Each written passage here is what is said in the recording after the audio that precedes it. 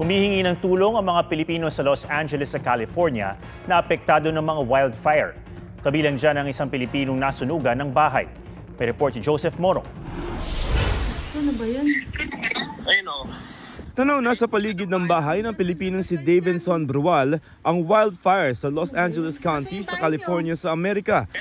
Ayun, likod ang bahay namin. Magdasal-dasal kayo dyan. Pinaghalong kahel at itim na ang kalangitan dahil sa apoy at usok.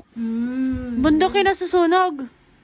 Oo. Kwento ni Davinson sa kapatid niya si Dana, nahihirapang rumisponde ang mga helicopter dahil sa malakas na hangin na sanhi ng mabilis na pagkalat ng apoy.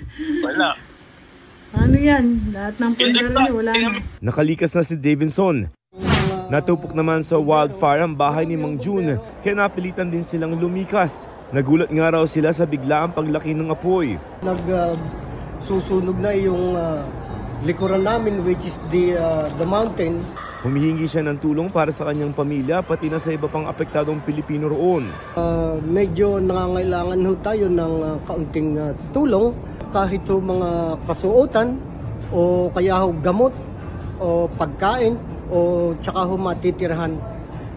Yun ho ang kailangan.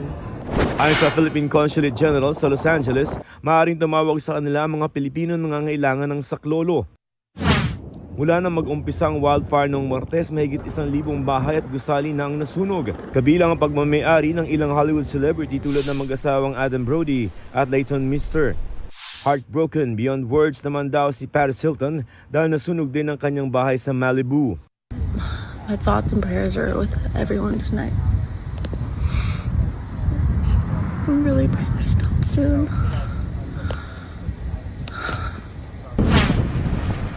Hindi rin sinanto ng wildfire isang Jewish temple at isang sikat na shopping village. 5 wildfire ang lumalagablab sa Los Angeles matapos lumagdag ang kasisiklab lamang na wildfire sa Hollywood Hills. Di bababa sa 5 ang patay at mahigit 100,000 na ang lumikas. Joseph Morong nagbabalita para sa GMA Integrated News.